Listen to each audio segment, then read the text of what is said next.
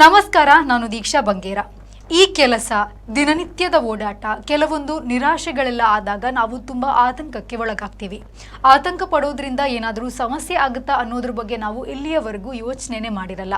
ಇವತ್ತು ನಾವು father Muller medical college ಮತ್ತು ಆಸ್ಪತ್ರೆ ಅರ್ಪಿಸುವ ಆರೋಗ್ಯ ಕಿರಣದಲ್ಲಿ ಆತಂಕದಿಂದ ಏನೆಲ್ಲ ಸಮಸ್ಯೆ ಆಗಬಹುದು, ಅದಕ್ಕೆ ಏನಾದರೂ ಪರಿಹಾರ ಇದೆಯಾ ಅಂತ ಫಾದರ್ ಮುಲ್ಲರ್ ಆಸ್ಪತ್ರೆಯ ಸೈಕ್ಯಾಟ್ರಿಸ್ಟ್ ಆದ ಡಾಕ್ಟರ್ ಐಶ್ವರ್ಯ ರಾವ್ ಅವರಿದ್ದಾರೆ. ಅವ್ರನ್ನ ಕೇಳೋಣ. ಡಾಕ್ಟರ್, ಕಾರ್ಯಕ್ರಮಕ್ಕೆ ಸ್ವಾಗತ. ಸೊ ಮೊದಲನೇದಾಗಿ, ಈ ಆತಂಕ ಅಂದರೆ ಇವಾಗ ನಾವು ಡೈಲಿ ಲೈಫಲ್ಲಿ ಆತಂಕ ಪಡ್ತಾನೇ ಇರ್ತೀವಿ. ಸೊ ಅದು ಎಷ್ಟರ ಮಟ್ಟಿಗೆ ನಮಗೆ ಎಫೆಕ್ಟ್ ಆಗುತ್ತೆ? ಸೊ ಆತಂಕ ಅಂದರೆ ಏನು ಅಂತ ನೀವು ಹೇಳಬೇಕೀಗ. ಸೊ ಆತಂಕ ಎಂಬುದು ಒಂದು ನಾರ್ಮಲ್ ಹ್ಯೂಮನ್ ಎಮೋಷನ್. ಅಂದರೆ ಮಾನವನ ನಾರ್ಮಲ್ ಆಗಿ ನೀವು ಎಲ್ಲರೂ ಆತಂಕವನ್ನು ಪಡ್ತೀವಿ.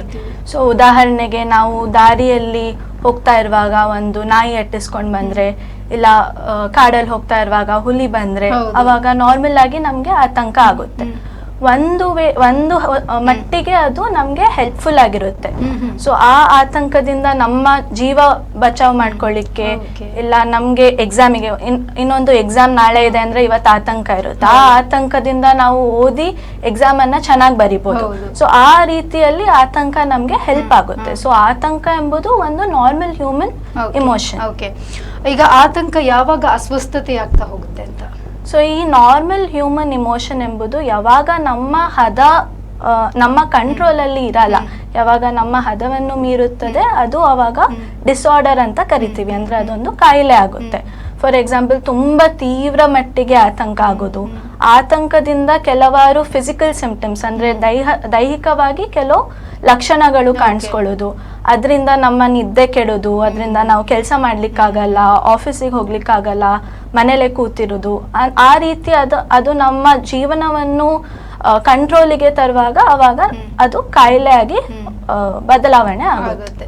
ಇವಾಗ ಆತಂಕ ಅನ್ನೋದು, ಇವಾಗ ಈ ಒತ್ತಡ ಅಂತ ಹೇಳ್ತೀವಿ, ಭಯ ಪಡೋದು, ಈ ತರ ಇರುತ್ತೆ, ಅಥವಾ ಆತಂಕ ಅನ್ನೋದು ಬೇರೆನೇ ರೀತಿಯ ಒಂದು ಏನು ಸಿಂಪ್ಟಮ್ಸಾ? ಸೊ ಈ ಒತ್ತಡ, ಭಯ ಮತ್ತು ಆತಂಕ ಮೂರು ಒಂದೇ ತರ ಲಕ್ಷಣಗಳು ಇರುತ್ತದೆ, ಬಟ್ ಆಗೋ ಪರಿಸ್ಥಿತಿ ಬೇರೆ.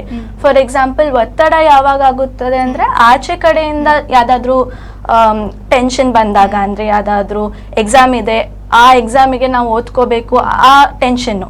ಇಲ್ಲ ಅಂದ್ರೆ ನಮ್ಗೆ ಕೆಲಸದಲ್ಲಿ ತುಂಬಾ ಪ್ರೆಷರ್ ಇದೆ, ಈ ವಾರದಲ್ಲಿ ಇಷ್ಟು ಕೆಲಸ ಮುಗಿಸ್ಬೇಕು, ಇಲ್ಲ ಮಳೆ ಬಂದಿದೆ, ನಮ್ಮ ಗಿಡ ಎಲ್ಲ ಬೆಳೀತಾ ಇಲ್ಲ, ಆ ರೀತಿಯಲ್ಲಿ ಆಚೆ ಕಡೆಯಿಂದ ಪ್ರೆಷರ್ ಬಂದಾಗ ಅದು ಒತ್ತಡ ಅಂತ ಹೇಳ್ತೀವಿ, ಇಂಗ್ಲಿಷ್ ಅಲ್ಲಿ ಸ್ಟ್ರೆಸ್ ಅಂತ ಹೇಳ್ತೀವಿ. ಅದೊಂದು.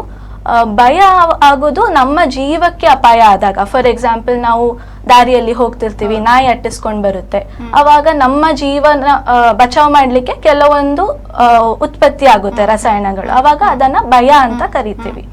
ಅದಲ್ಲದೆ ಈ ಆತಂಕ ಅನ್ನೋದು ಕೆಲವೊಮ್ಮೆ ಏನು ಈ ತರ ಟೆನ್ಷನ್ನು, ಸ್ಟ್ರೆಸ್ಸು ಅಥವಾ ಭಯ ಇಲ್ಲದೆ ಸುಮ್ಮನೆ ಕೂತಿರುವಾಗ ಯಾವುದೇ ಕಾರಣವಿಲ್ಲದೆ ನಮ್ಮ ಒಳಗಡೆ ಆಗುವಂತಹ ಅನುಭವ ಅದು. ಅದಕ್ಕೆ ಆಚೆಯಿಂದ ಒತ್ತಡ ಇಲ್ದೇನು ಆ ತರ ಆಗೋ ಅನುಭವ ಆಗಬಹುದು. ಸೊ ಅದಕ್ಕೆ ನಾವು ಆತಂಕ ಅಂತ ಹೇಳ್ತೀವಿ. ಆತಂಕ ಹೇಗಿರುತ್ತೆ ಅಂತ? ಸೊ ಆತಂಕ ಎಲ್ಲರಲ್ಲೂ ಒಂದೇ ತರ ಕಾಣಿಸ್ಕೊಳ್ಳಲ್ಲ. ಕೆಲವರಲ್ಲಿ ಅದು ದೈಹಿಕವಾಗಿ ಕಾಣಿಸ್ಕೊಳ್ಳುತ್ತೆ, ಕೆಲವೊಬ್ಬರಿಗೆ ಅದು ಮಾನಸಿಕವಾಗಿ ಕಾಣಿಸ್ಕೊಳ್ಳುತ್ತೆ.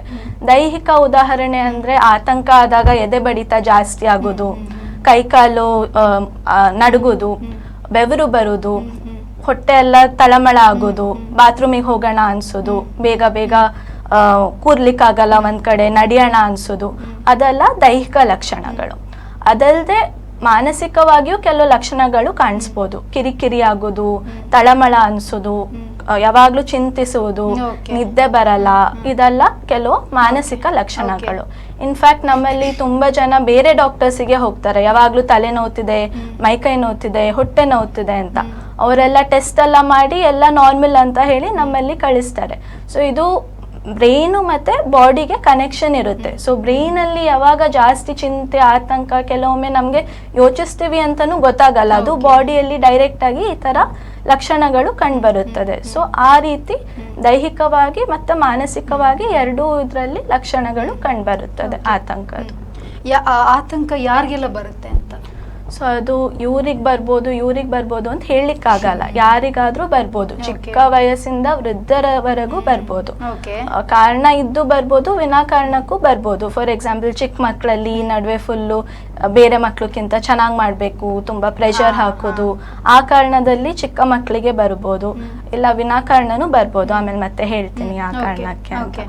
ವೃದ್ಧರಲ್ಲಿ ಅವರಿಗೆ ತುಂಬಾ ಕಾಯಿಲೆಗಳಿರುತ್ತದೆ, ಅದ್ರ ಬಗ್ಗೆ ಜಾಸ್ತಿ ಆಲೋಚನೆ ಮಾಡಿ ಬರ್ಬೋದು. ಕೆಲಸ ಮಾಡೋರಿಗೆ ಕೆಲಸದ ಒತ್ತಡ, ಮನೆ ಹೌಸ್ ವೈಫ್ಸ್ ಅವರಿಗೆ ಮನೆಯ ಕೆಲಸ ಎಲ್ಲ ಮ್ಯಾನೇಜ್ ಮಾಡೋದು, ಎಲ್ಲ ಕಾರಣದಿಂದನೂ ಈ ತರ ಆತಂಕ ಬರ್ಬೋದು.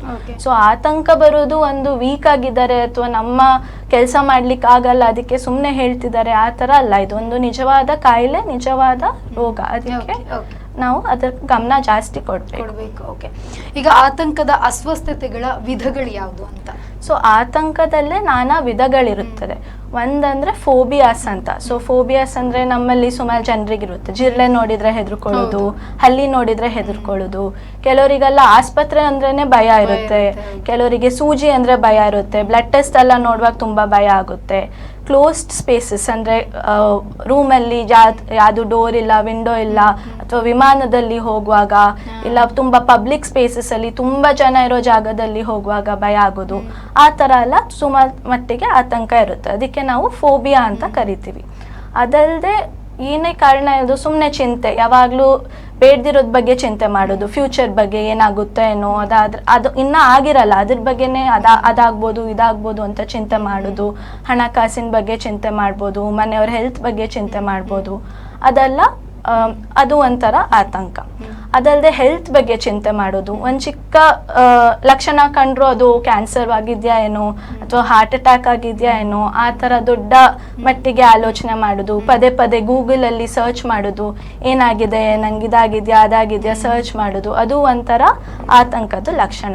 ಅದಲ್ಲದೆ ಇನ್ನು ಕಾಮನ್ ಆಗಿ ಕಂಡುಬರೋದಂದ್ರೆ ಪ್ಯಾನಿಕ್ ಡಿಸಾರ್ಡರ್ ಅಂತ. ಸೊ ಪ್ಯಾನಿಕ್ ಡಿಸಾರ್ಡರ್ ಅಂದರೆ ಹಾರ್ಟ್ ಎದೆ ಬಡಿತ ತುಂಬ ಜಾಸ್ತಿ ಆಗೋದು, ಉಸಿರಾಡ್ಲಿಕ್ಕೆ ಕಷ್ಟ ಆಗೋದು, ಇದು 10ರಿಂದ 15 ನಿಮಿಷ ತನಕ ಇರುತ್ತೆ, ವಿನಾಕಾರಣ ಇದು ಶುರು ಆಗ್ಬೋದು. ಸೊ ಈ ಥರ ಆಗುವಾಗ ಅದು ಹಾರ್ಟ್ ಅಟ್ಯಾಕ್ ಥರನೇ ಅನಿಸುತ್ತೆ, ನಾನೇನು ಸತ್ತೋಗ್ಬಿಡ್ತೀನ ಏನೋ ಮಟ್ಟಿಗೆ ಅಷ್ಟು ಆತಂಕ ಆಗುತ್ತೆ. ಬಟ್ ಅದು ಕ್ರಮೇಣವಾಗಿ ಅದಾಗೆ ಅದು ಕಮ್ಮಿ ಆಗುತ್ತೆ. ಸೊ ಅದು ನಿಜವಾಗ್ಲೂ ಅದು ಹಾರ್ಟ್ ಅಟ್ಯಾಕ, ಪ್ಯಾನಿಕ್ ಅಟ್ಯಾಕ, ಆ ಥರ ಅದು ಒಂದು ಕನ್ಫ್ಯೂಷನ್, ಅದು ಒಂದು ಥರದ್ದು ಆತಂಕ. ಸೊ ಇದೆಲ್ಲ ಡಿಫ್ರೆಂಟ್ ಟೈಪ್ಸ್ ಆಫ್ ಆತಂಕ. ಓಕೆ, ಈಗ ಇದು ಯಾಕೆ ಬರುತ್ತೆ ಅಂತ, ಈ ಆತಂಕ ಯಾಕಾಗುತ್ತೆ? ಸೊ ಆತಂಕ ಅನ್ನೋದು ನಾವು ಬಯೋಸೈಕೋಸೋಷಿಯಲ್ ಮಾಡೆಲ್ ಅಂತೀವಿ. ಅಂದರೆ ಹುಟ್ಟಿನಿಂದ ಬರುವ ಕೆಲವು ಅಂಶ. ಫಾರ್ ಎಕ್ಸಾಂಪಲ್ ಜೆನೆಟಿಕ್ ಆಗಿ ಅಪ್ಪ ಅಮ್ಮನಲ್ಲಿ ಆತಂಕ ಇದೆ, ಅಜ್ಜಿ ತಾತನಲ್ಲಿ ಆತಂಕ ಇದೆ, ಅದು ಬರ್ತಾ ಬರ್ತಾ ನಮ್ಮಲ್ಲೂ ಬರ್ಬೋದು. ಸೊ ಬಯೋಲಾಜಿಕಲ್ ಆಗಿ ಆ ಥರ ಬರ್ಬೋದು. ಇಲ್ಲ ಕೆಲವರ ವ್ಯಕ್ತಿತ್ವ, ಅಂದರೆ ಫಾರ್ ಎಕ್ಸಾಂಪಲ್ ಸ್ವಾಭಾವಿಕವಾಗಿ ಜಾಸ್ತಿ ಯೋಚನೆ ಮಾಡೋರು, ಎಲ್ಲರೂ ಪರ್ಫೆಕ್ಟಾಗಿ ಎಲ್ಲದು ಪರ್ಫೆಕ್ಟಾಗಿ ಮಾಡಬೇಕು, ಎಲ್ಲನೂ 100% ಕೊಡಬೇಕು ಅನ್ನೋರಲ್ಲಿ, ಇಲ್ಲ ಕೆಲವರು ಜವಾಬ್ದಾರಿ ಜಾಸ್ತಿ ತಗೊಳ್ಳೋರಲ್ಲಿ, ಇಂಥವರಲ್ಲೆಲ್ಲ ಆತಂಕ ಕಾಮನ್ ಆಗಿ ಕಂಡುಬರುತ್ತೆ. ಪ್ಲಸ್ ಫಿಸಿಕಲ್ ಎನ್ವೈರನ್ಮೆಂಟಲ್ ಫ್ಯಾಕ್ಟರ್ಸ್ ಇಂದನು, ಅಂದರೆ ಫಾರ್ ಎಕ್ಸಾಂಪಲ್ ಸ್ಕೂಲಲ್ಲಿ ಟೆನ್ಷನ್ ಇರೋದು, ಊಟ ಸರಿ ಮಾಡಲ್ಲ, ಅನ್ಹೆಲ್ದಿ ಜಂಕ್ ಫುಡ್ ತಿನ್ನೋದು, ಮತ್ತು ನಿದ್ದೆ ಸರಿ ಇಲ್ಲ, ಕಾಫಿ ಟೀ ಜಾಸ್ತಿ ಕುಡಿಯೋದು, ಡ್ರಿಂಕ್ಸ್ ಮಾಡೋದು, ಅದರಿಂದನೂ ಸೈಡ್ ಎಫೆಕ್ಟ್ ಬರ್ಬೋದು ಆತಂಕ. ಓಕೆ ಡಾಕ್ಟರ್, ನಾವು ಇದ್ರ ಬಗ್ಗೆ ಇನ್ನಷ್ಟು ಮಾತಾಡೋಣ ಒಂದು ಚಿಕ್ಕ ವಿರಾಮದಲ್ಲಿ. ಇದೀಗ ಆರೋಗ್ಯ ಕಿರಣದಲ್ಲಿ ಚಿಕ್ಕ ವಿರಾಮ.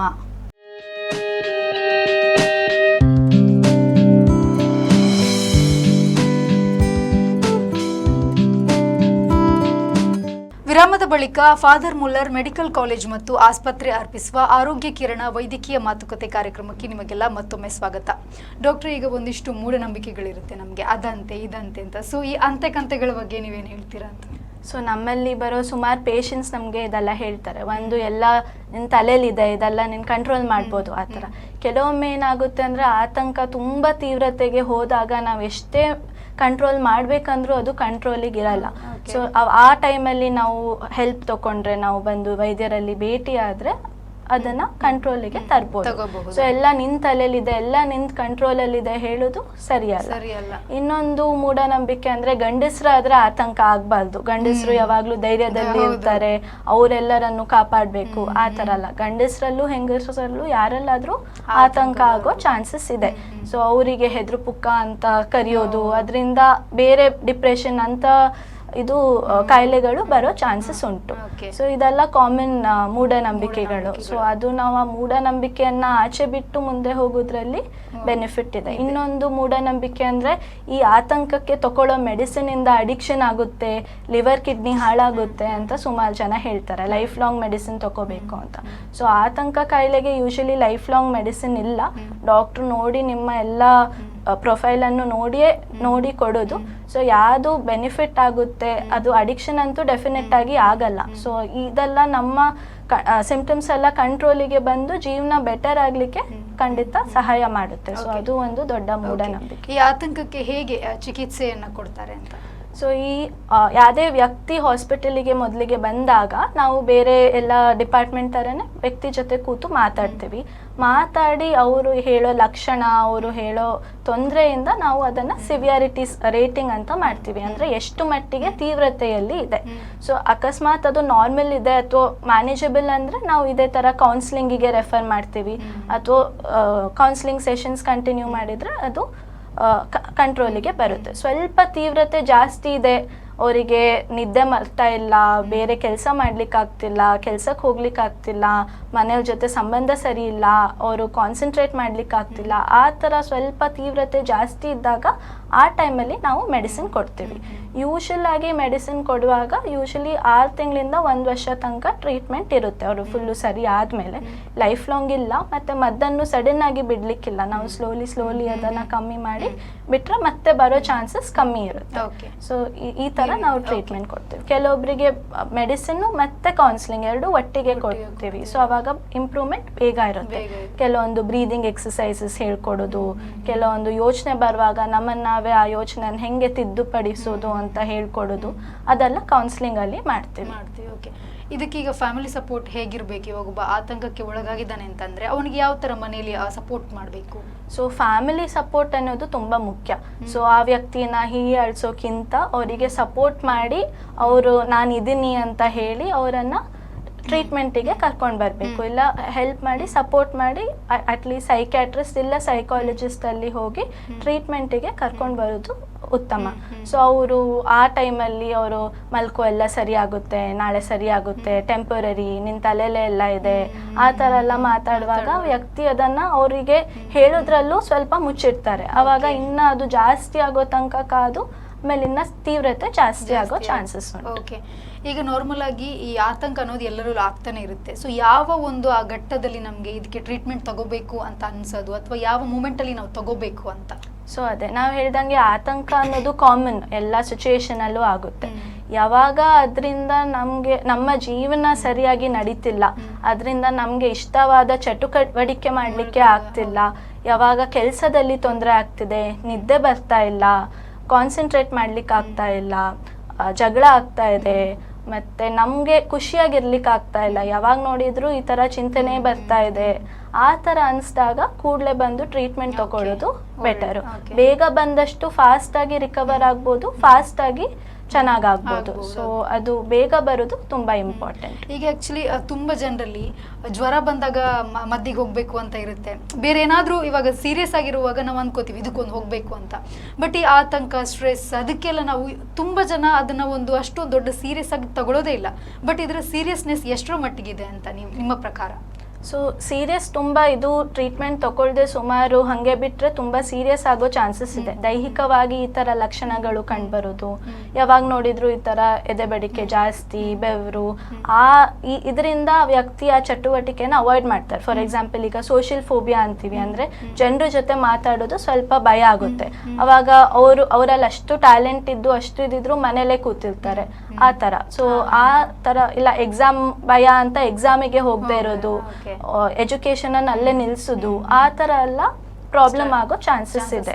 ಅದಲ್ಲದೆ ನಿದ್ದೆ ಮಾಡಲ್ಲ, ಇಡೀ ರಾತ್ರಿ ಒದ್ದಾಡೋದು, ಬೆಳಗ್ಗೆ ಕೆಲಸ ಮಾಡ್ಲಿಕ್ಕಾಗಲ್ಲ, ಅದರಿಂದ ಪದೇ ಪದೇ ಬೇರೆ ಮನೆಯವ್ರ ಬಗ್ಗೆ ಜಾಸ್ತಿ ಟೆನ್ಷನ್ ಇದ್ದಾಗ ಪದೇ ಪದೇ ಅವ್ರಿಗೆ ಕಾಲ್ ಮಾಡಿ ಕಿರಿಕಿರಿ ಮಾಡೋದು, ಆ ಥರ ಎಲ್ಲ ಆಗೋ ಚಾನ್ಸಸ್ ಉಂಟು. ಸೊ ಅದಾಗೋ ಮುಂಚೆ ಬಂದು ಬೇಗ ಟ್ರೀಟ್ಮೆಂಟ್ ತಗೊಂಡ್ರೆ ಅವರು ಚೆನ್ನಾಗಿರ್ಬೋದು, ನೋಡ್ಕೊಳ್ಳೋರು ಒಟ್ಟಿಗೆ ಚೆನ್ನಾಗಿರ್ಬೋದು. ಓಕೆ, ಕೊನೆಯದಾಗಿ ಈ ಆತಂಕದ ಬಗ್ಗೆ ನಿಮ್ಮ ಮಾತು? ಸೊ ಅದೇ ಆತಂಕ ಎಂಬುದು ಒಂದು ಕಾಯಿಲೆ. ಇದು ತಲೆಯಿಂದ ಆಗೋ ರಸಾಯನಗಳು ಪ್ಲಸ್ ಬೇರೆ ಬಯೋಸೈಕೋಸೋಷಿಯಲ್ ಮಾಡೆಲ್ ಹೇಳ್ದಂಗೆ ಆ ಕಾರಣದಿಂದ ಬಂದಿದೆ. ಇದಕ್ಕೆ ಖಂಡಿತ ಟ್ರೀಟ್ಮೆಂಟ್ ಇದೆ. ಟ್ರೀಟ್ಮೆಂಟ್ ತಗೊಂಡ್ರೆ ಬೇಗ ಇಂಪ್ರೂವ್ಮೆಂಟ್ ಬರುತ್ತೆ. ಸೊ ಅದನ್ನ ನೆಗ್ಲೆಕ್ಟ್ ಮಾಡದೆ ಬೇಗ ಬರೋದು ತುಂಬಾ ಇಂಪಾರ್ಟೆಂಟ್ ಅಂತ. ಓಕೆ, ಧನ್ಯವಾದಗಳು ಡಾಕ್ಟರ್, ನಮಗೆ ಕಾರ್ಯಕ್ರಮದಲ್ಲಿ ಆತಂಕದ ಬಗ್ಗೆ ಚೆನ್ನಾಗಿ ಮಾತಾಡಿ ಅದರ ಇನ್ಫಾರ್ಮೇಶನ್ ಕೊಟ್ಟಿದ್ದಕ್ಕೆ. ಎಸ್, ನೋಡಿದ್ರಲ್ವ ವೀಕ್ಷಕರೇ, ಇದಾಗಿತ್ತು ಫಾದರ್ ಮುಲ್ಲರ್ ಮೆಡಿಕಲ್ ಕಾಲೇಜ್ ಮತ್ತು ಆಸ್ಪತ್ರೆ ಅರ್ಪಿಸುವ ಆರೋಗ್ಯ ಕಿರಣದಲ್ಲಿ ಆತಂಕದ ಬಗ್ಗೆ ನಾವು ಮಾತನಾಡಿದ್ವಿ. ಮುಂದೆ ಇನ್ನಷ್ಟು ಒಳ್ಳೆಯ ಟಾಪಿಕ್ ಬಗ್ಗೆ ಮತ್ತೆ ಸಿಗ್ತೀನಿ ಅಂತ ಹೇಳ್ತಾ, ನಿರಂತರ ಸುದ್ದಿ, ಮಾಹಿತಿ, ಮನೋರಂಜನೆಗಾಗಿ ನೋಡ್ತಾ ಇರಿ V4 ನ್ಯೂಸ್.